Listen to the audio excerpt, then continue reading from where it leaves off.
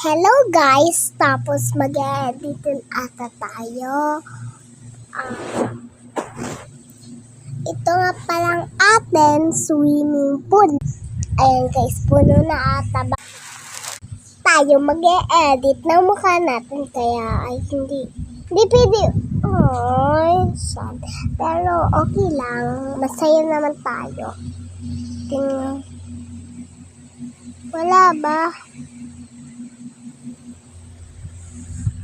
Guys, may sugat tayo. Tinamaan tayo ni Tyrish.